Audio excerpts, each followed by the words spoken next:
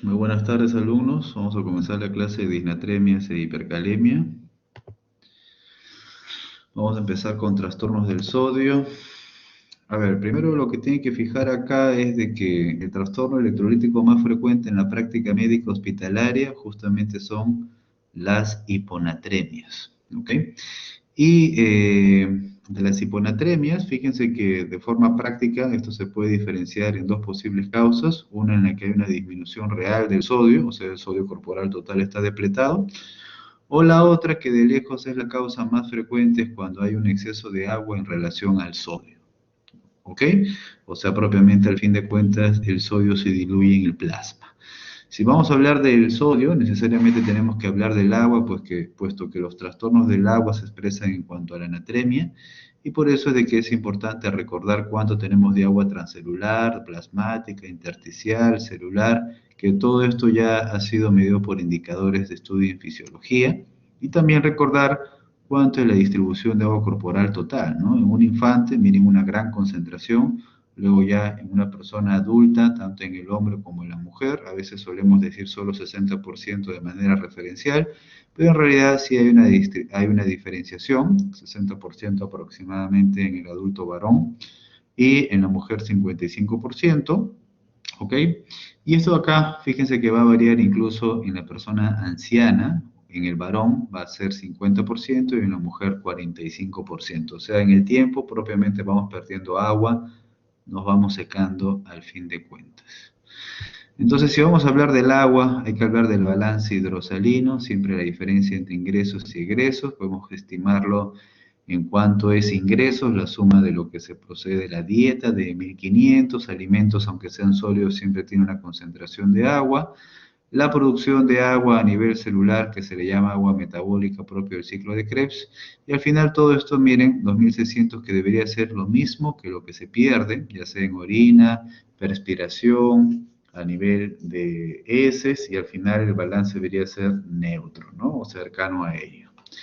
Ya tendremos que individualizar el caso, si hay pérdidas asociadas a la diaforesis, empíricamente ha referido como leve, moderado, severo, 500, 1 litro y 1,5 litros, cambios en cuanto a las pérdidas insensibles que aumentarían en los estados de hiperventilación o fiebre. Todo eso se tiene que configurar al establecer el balance hidrosalino.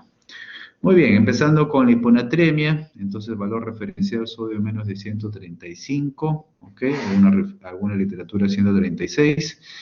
Y fíjense que cuando yo escucho la palabra hiponatremia, como yo ya sé que el sodio es el principal determinante de la osmolaridad en el extracelular, entonces yo podría pensar, ¿ok? Lo cual lógicamente podría llegar a esa deducción de que una hiponatremia sería igual a decir un estado hipotónico, o sea, una hiposmolaridad en sangre, en el plasma. Sin embargo, fíjense que si bien es cierta esa teoría, se cumple cuando hay hipernatremia, que cada vez que la vea realmente predice una hiperosmolaridad en sangre, no es el mismo caso en el caso de una hiponatremia. O sea, ¿qué significa? Que una hiponatremia no es igual a decir hipoosmolaridad, puesto que puede haber hiponatremia con hiperosmolaridad o isosmolaridad. ¿Ok? Pero si hablamos de hiponatremia hipotónica, por supuesto que sí, esa ya es una hiponatremia real, ¿cierto? Que es la que se asocia a trastornos clínicos, la que se puede asociar a una emergencia médica. Y desde el punto de vista patogénico, fíjense que el principal factor es limitación de la dilución urinaria, ¿ok? En realidad esto rápidamente puedo dar cuenta cuando normalmente una persona sana, por ejemplo, tiene hiponatremia. La primera causa es que tiene más agua en la sangre que el sodio y por lo tanto estaría probablemente sobrehidratado, ¿no? Un ejemplo de una persona adulta sana. Si está sobrehidratado, tendría que aumentar lógicamente la diuresis y la orina tendría que estar diluida, ¿cierto? Pero fíjense que de forma patogénica, para aclararlo rápidamente, se afectaría justamente la dilución urinaria, o sea, no podría diluir su orina. Incluso, normalmente, cuando yo tengo hiponatremia, volviendo al ejemplo de una persona adulta sana, que tendría, por ejemplo, el sodio diluido por exceso de agua, se supone que la hormona antidiurética debería de estar suprimida, ¿cierto?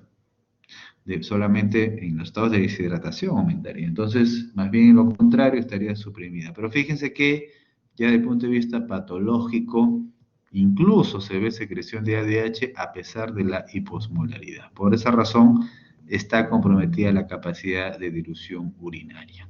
¿Ok? Entonces sí, en efecto, ahí está la fórmula para estimar la osmolaridad en sangre. Principalmente el sodio es el principal factor de esta ecuación, puesto que sodio es 140, 2 veces sodio 280, es casi la osmolaridad normal. Glucosa y urea participan en menor porcentaje. Y si yo tengo la hiposmolaridad, o sea, en el caso de una hiponatremia hipotónica, entonces va a haber menor osmolaridad a nivel del intravascular que a nivel de los tejidos o a nivel celular, ¿no? Y por lo tanto, por principio de ósmosis, ustedes saben que eso define el movimiento del agua desde el compartimiento de menor hacia el de mayor concentración, y por lo tanto, desde la sangre el agua se desplazaría hacia los tejidos, en este caso muy bien también pueden ser los eritrocitos, y por lo tanto se produciría un edema eritrocitario y lisis, ¿no? Sin embargo, en forma clínica, ya de manera clínica, lo más elocuente no es esto, sino algunas células que justamente nos darán manifestaciones clínicas por la ubicación en donde se encuentran. ¿Cuáles son estas? Las neuronas, ¿no? Cuando se produce un edema neuronal, recuerden de que el cerebro está propiamente rodeado por la calota craneana y por lo tanto no ha lugar que, digamos que esto se distienda como consecuencia de dicho edema. Así que va a generarse allí un estrés producto del edema neuronal y por lo tanto será de las manifestaciones clínicas que siempre veremos en los pacientes, ¿no? Muy bien, entonces fíjense aquí las diferentes clases de hiponatremia. Tengo hipovolémica, euvolémica e hipervolémica. Esta es una clasificación típica de los textos. Yo muy bien podría, por ejemplo, referir que las causas euvolémicas, a manera de recuerdo, son aquellas en las que no encuentro evidencia de exceso de agua, o sea, muy bien podría ser el edema, como a modo de ejemplo, o podría ser en los casos de depresión de volumen de hipovolemia, ¿ya? Si es que el paciente tiene signos de depresión de la volemia. Si no encuentro eso, diría que es euvolémica. Ahí tengo unas causas, deficiencia de corticoides, hipotiroidismo, algunos medicamentos. Si yo descarto todo eso, por descarte llego finalmente a la posibilidad del SIHA, ¿no? El síndrome de secreción inapropiada de hormona antidiurética, en donde además encontraré el sodio urinario más de 20. Entonces yo podría subrayar esto a modo de recordarlo inicialmente.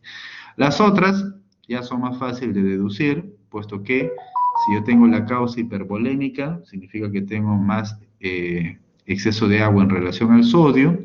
No me sorprenderá en aquellos estados en los que hay una ganancia de sodio por hiperaldosteronismo secundario, como la falla cardíaca, el síndrome nefrótico, la cirrosis, en la que hay una ganancia también primaria de sodio, por lo tanto el sodio urinario está reducido. Gana sodio, pero gana agua, ¿no? Y al ganar más agua que sodio, causa hipervolémica, de hiponatremia. Si más bien ya tengo deficiencia tubular, claro está que entenderé por qué el sodio urinario estaría aumentado en las causas de enfermedad renal aguda y crónica, en la que por inadecuado manejo del agua también entrarían las causas hipervolémicas. Por otro lado, en las causas hipovolémicas, yo puedo tener las causas lógicas y típicas, como por ejemplo vómitos, diarrea, quemaduras en las que hay una pérdida de agua, pero hay una pérdida de sodio. Habrá mecanismos compensatorios del riñón que reabsorben agua y sodio y por lo tanto encontraremos el sodio urinario reducido. O podría encontrar el sodio urinario aumentado cuando más bien hay problemas o defectos que afectan a nivel renal que justamente me van a llevar a la depresión del sodio. Estas causas, como diuréticos, nefropatía perdedora de sal, diuresis osmótica, son las que al comienzo dije que podrían justificar que la hiponatremia se debe a causas por pérdida de sodio a nivel real, ¿no? O sea, acá está disminución de la masa corporal total de sodio. O sea, eso estaría relacionado a estas causas de hiponatremia hipovolémica acá. El resto, en realidad, estaría relacionado a las causas más comunes, en la que hay exceso de agua. Desde el punto de vista clínico, miren, yo puedo encontrar cualquier síntoma o manifestación neurológica, ¿no? Problemas finalmente de cefalea, confusión, agitación, hasta finalmente llegar a las convulsiones y coma, considerando una hiponatremia severa aquella cuando el sodio es menor de 120 miliequivalentes por litro. Entonces, miren, acá tenemos el cerebro normal, cuando ya se expone frente a un estado hipotónico hay ganancia de agua, el agua ingresa dentro de la neurona, se dematiza, no se puede expandir puesto que hay una limitación del espacio por la calota craneana anatómicamente, y por lo tanto ahí habría manifestación clínica. Entonces, en forma compensatoria, el organismo tiene mecanismos de adaptación rápida y lenta. Si lo que pasa es de que la neurona tiene más osmolaridad que fuera de ella, entonces empezará a perder electrolitos de rápido intercambio para compensar justamente ese cambio de la osmolaridad, o perderá otros osmolitos idiógenos que son los orgánicos como la taurina, pero lo hará en un tiempo más prolongado. Entonces, existe un mecanismo de adaptación. Si en este estado yo le doy una terapia inapropiada, puede haber complicaciones. Cuando un paciente tiene un estado hiponatrémico, hipotónico, se supone que yo debo de aumentar su osmolaridad en sangre y le voy a dar una solución hipertónica.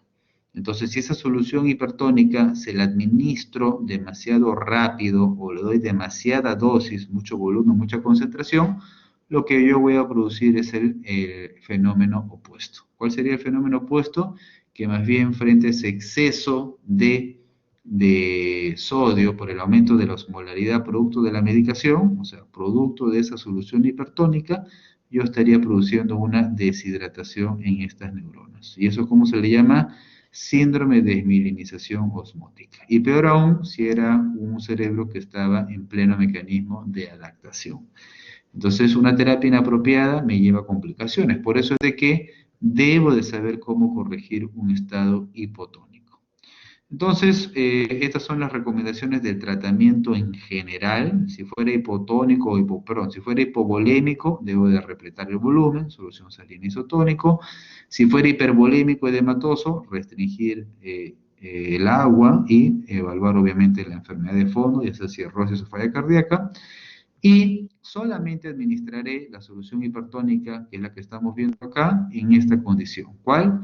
Hiponatremia aguda sintomática severa. Sintomática, manifestación clínica neurológica, severa menos de 120 y aguda. O sea, en este caso no calza las hiponatremias crónicas y por lo tanto no serán susceptibles de solución salina hipertónica. Muy bien.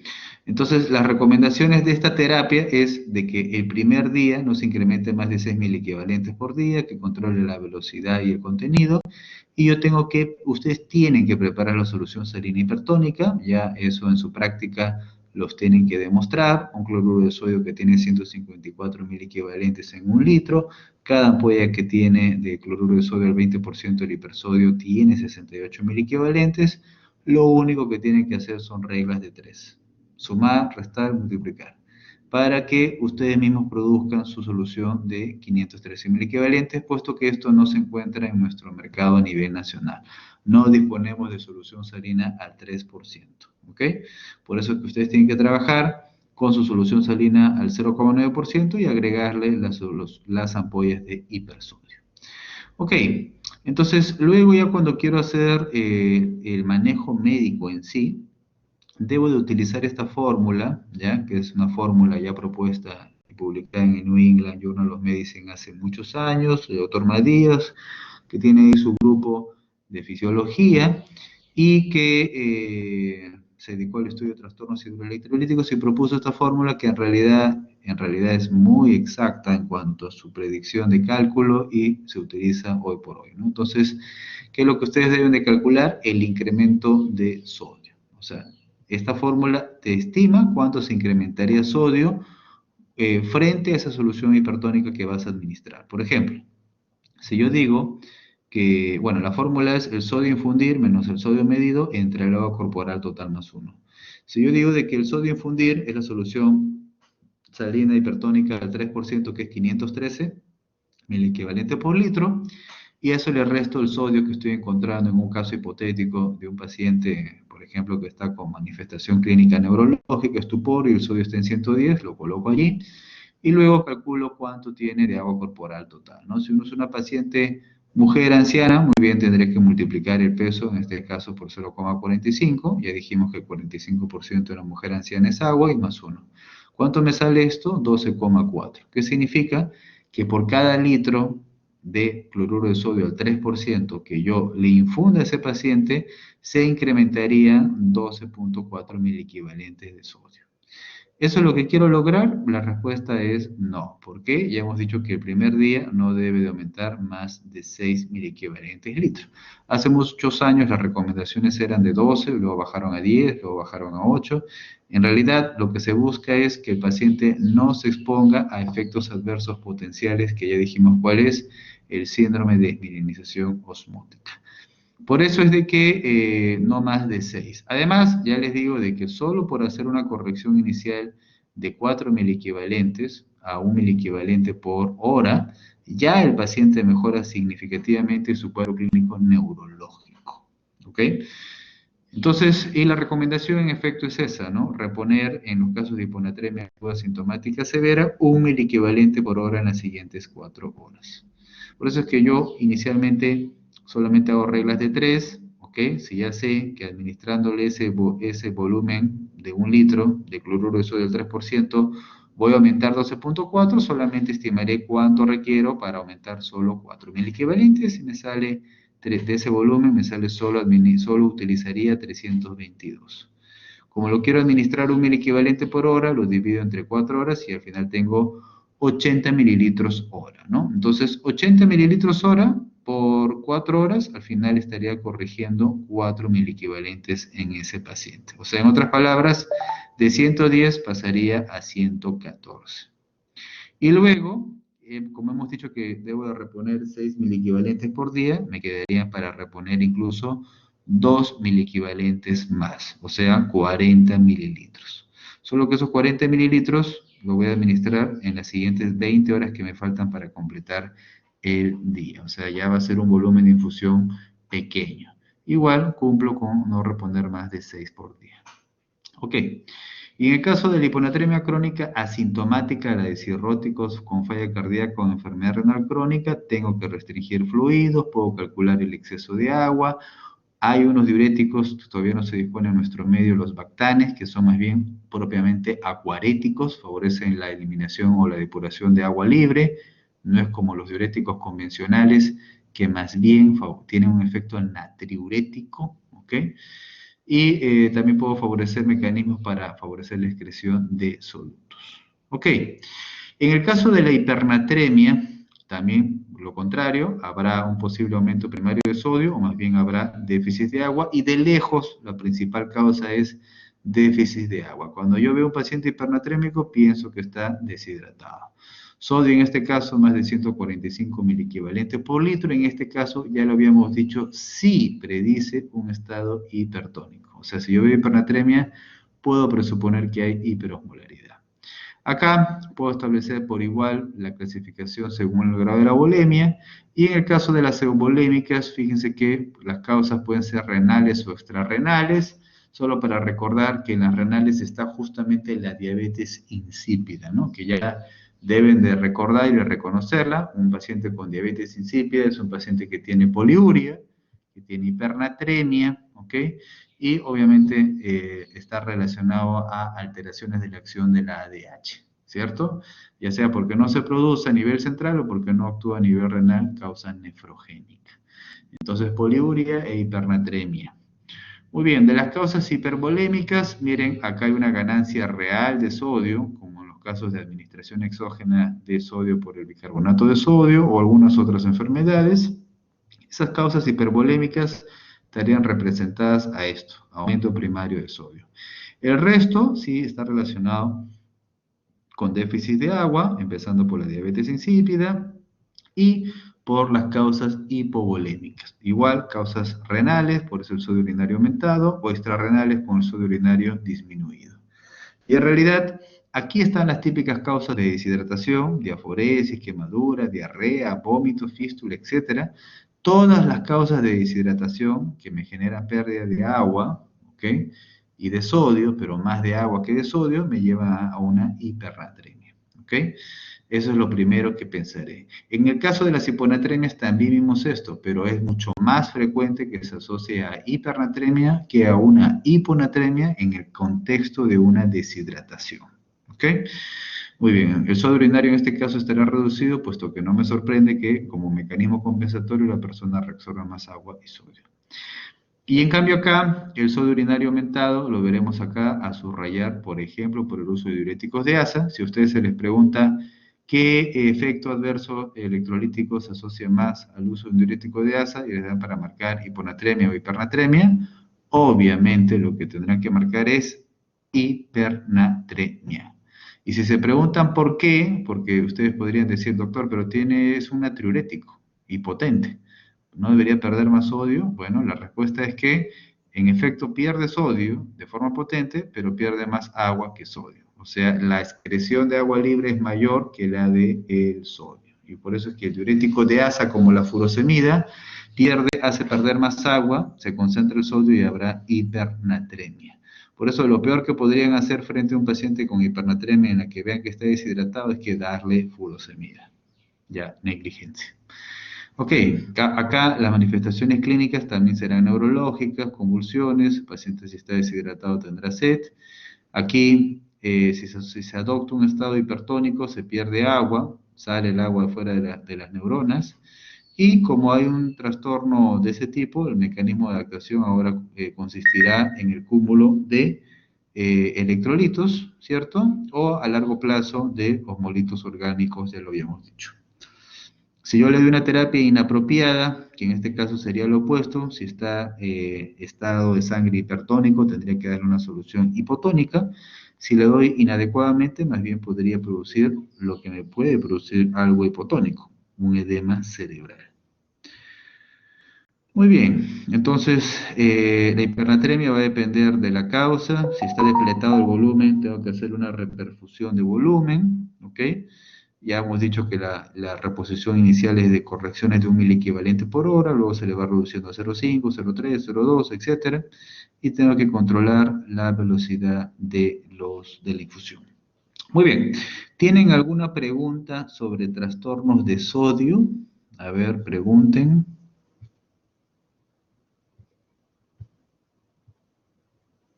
Muy bien, entonces vamos a pasar a potasio. Miren, una gran distribución corporal, un rango fisiológico estrecho, solo de 3,5 a 5,5 miliequivalentes por litro. Regula el equilibrio ácido-base, mantiene el potencial de membrana, o sea, la diferencia de cargas entre el intra y el extracelular, puesto que el potasio por gradiente químico siempre sale de la célula, y en reposo mantiene la célula en electronegatividad previa a su despolarización. Esto es importante en células excitables como las del sistema nervioso y también las del corazón. Mantiene el volumen intracelular, es el principal catión del mismo y por eso es importante mantener ese rango fisiológico. Principalmente se encuentra a nivel intracelular, como estamos viendo acá, el 98%. Miren, las principales células de la economía, músculo, tejido adiposo. Y en el extracelular solamente tendremos un 2%. ¿Quién va a regular? Una parte por el intestino, hasta 5 miliequivalentes por día en pérdida, pero fíjense que el riñón hasta 75 o más, 80, algunos ponen 90 miliequivalentes por día, casi similar a la ingesta de la dieta que es de 80 miliequivalentes. Por eso, de lejos, el principal órgano que regula el potasio es el riñón. Muy bien, el potasio, ¿por qué se encuentra en menor proporción en el extracelular que en el intracelular? Gracias a esta bomba, la bomba 3 sodio 2 potasio ATPasa, que normalmente ingresa potasio y favorece la salida de sodio. ¿Ok? Muy bien. La aldosterona es otra hormona muy relacionada con la lactación de potasio. Basta que se incremente 1/10 de potasio, se está liberando aldosterona, que a nivel del nefrón distal, fíjense, se une a su receptor mineralocorticoideo en el citoplasma y forma canales epiteliales para sodio, canales para secretar la salida de potasio. Muy bien, cuando yo tengo un paciente con discalemias, primero tengo que establecer medidas de urgencia. Si el paciente tiene hipercalemia, probablemente debo de administrarle gluconato de calcio, de lo contrario, el paciente tendría riesgo de parada en diástole, taquicardia, fibrilación ventricular por la hipercalemia. Luego de haber establecido mi medida de urgencia, mi electrocardiograma, mi gluconato de calcio, puedo recién ya presuponer que el paciente tendría una hiper o una pseudo hipercalemia o una pseudo hipocalemia si fuera el otro caso, ¿ya? Causas de una pseudo hipercalemia, bueno, una hipercalemia facticia muy común es cuando el médico interno le ha sacado, por ejemplo, la jeringa de AGA para ver cuánto tiene de potasio el paciente y luego se va con su jeringuita corriendo al laboratorio y en el trayecto lo ha ido agitando la muestra. Entonces, ¿qué se va a producir? Una liberación de potasio producto de esa lisis mecánica y al final sería una pseudo hipercalemia. El paciente no tiene hipercalemia, sino el laboratorio falsamente lo detecta por ese problema de la técnica. Muy bien, luego tengo que evaluar la respuesta renal, puesto que es el principal órgano que lo regula, y finalmente establezco el diagnóstico y el tratamiento. Entonces, de nuevo, y en un caso de una hipercalemia, que es lo que nos interesa enfatizar, descartar causas de pseudohipercalemia. Otra causa es todas aquellas enfocadas en sobrecargas endógenas, como la hemólisis, la hipercatabolia, la necrosis, todas son en potencia posibilidades de producir hipercalemia. Otra posibilidad frecuente son cambios transcelulares. ¿Esto qué significa? Que se produce, por ejemplo, una salida de potasio frente a un medio ácido, o sea, en una acidosis metabólica. Entonces tengo que tenerlo en cuenta. Luego de haber descartado todas estas causas, recién iré a ver el riñón, y en el riñón dos posibles relaciones. La primera, una disminución del filtrado. Si hay menor filtrado, menor carga de sodio para intercambiarse con potasio, y además que no se filtre potasio propiamente desde el glomérulo. Y la otra causa es por un gradiente transtubular de potasio reducido. Se supone que yo tengo una adecuada carga para la secreción de potasio a nivel del túbuli, pero si tengo el gradiente transtubular reducido, entonces se afecta dicha capacidad. ¿En qué contexto puedo ver eso normalmente? En los contextos de hipoaldosteronismo, o sea, en la que no se reabsorbe sodio ni tampoco se elimina potasio. Muy bien, estos son los cambios transcelulares mediados por la acidosis en sus diferentes ejemplos, cetoacidosis, láctica, etcétera, ¿okay? Y algunas otras causas que también se podrían asociar en potencia con la salida de potasio. Bueno, las manifestaciones clínicas de una hipercalemia se suelen ver en el trazado electrocardiográfico, aunque no es que exista una correspondencia lineal entre determinado valor de potasio y determinado cambio electrocardiográfico, ¿ok? Pero sí se sabe de que habrá más cambios mientras más hipercalemia tenga, ¿no? Y clásicamente lo que se refiere acá, como están viendo, son de las ondas T picudas, ¿cierto? Y luego la prolongación del complejo QRS, prolongación del intervalo QT, luego tenemos aplanamiento de la onda P, ¿ok? Entonces todas estas causas, cambios electrocardiográficos, también me pueden llevar a arritmias en potencia. La hipotensión también es un signo frecuente de hipercalemia en los pacientes, y como no, la bradicardia, ¿ok? Paciente con bradicardia es una emergencia médica, hay que intervenirlo cuanto antes. Gluconato de calcio a la cabeza tiene un efecto inmediato, ¿ok? Luego se puede extender hasta los 30, 60 minutos. Luego yo puedo clasificar como los medicamentos que favorecen el ingreso de potasio hacia el intracelular, o aquellos medicamentos que favorecen la salida de potasio del organismo, ¿no? Entre los que favorecen su ingreso tenemos la insulina y la glucosa, los beta-2 agonistas, y el bicarbonato de sodio, en especial en el contexto de una persona con acidosis metabólica. Y los que favorecen la eliminación, la furosemida, las resinas de intercambio y la terapia de diálisis. Muy bien, ¿tienen alguna pregunta sobre trastornos del potasio? Ok, bueno, seguramente ya el doctor Gino Patrón se va a comunicar con ustedes sobre si es que hay algo más pendiente, ¿ya? Eh, ¿Sí, Sandra?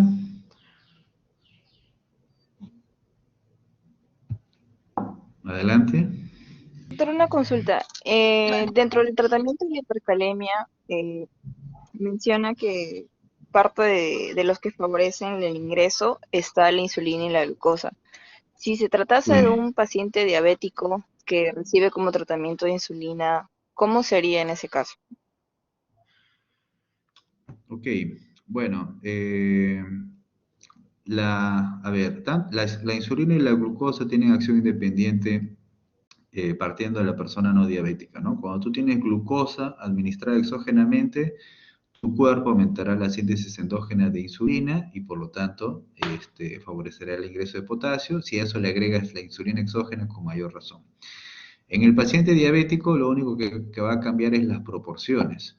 Si el paciente está con la glicemia descompensada, seguro que la concentración de la glucosa que ya le vaya a administrar no va a ser tan alta, pero sí que tendría que administrar una carga de insulina, ¿no? Los pacientes que están con diabetes mellitus, muy bien, vienen ya con un régimen de insulina NPH, etcétera. Esto de acá está fuera de esas prescripciones que tienen como objetivo la estabilización de la glicemia. Esto tiene un objetivo en realidad durante un periodo corto, ¿ok? Hasta una hora. Entonces, y que en la que solamente utilizo insulina rápida, insulina de acción corta y la glucosa y la dextrosa al 33%, que por igual solamente su finalidad es en ese momento de la reducción de potasio, ¿no? Así es que digamos que esto en un diabético sería una terapia agregada, ¿no? Solo que debo de tener en cuenta la modificación de las dosis. Muy bien. ¿Alguna otra pregunta?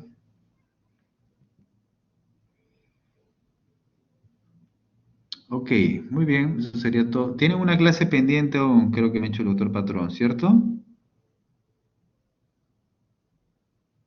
A ver, ¿tienen pendiente o ya no tienen pendiente? A ver, Sandra, ¿cómo es?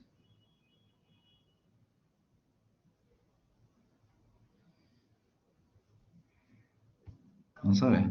Doctor, falta la clase de farmacocinética y farmacodinámica de antimicrobianos. Ah, ok, ya, que había quedado pendiente esa, ¿no? Muy bien, ya seguro les va a decir ahora el doctor Patrón que tenía un inconveniente ahorita.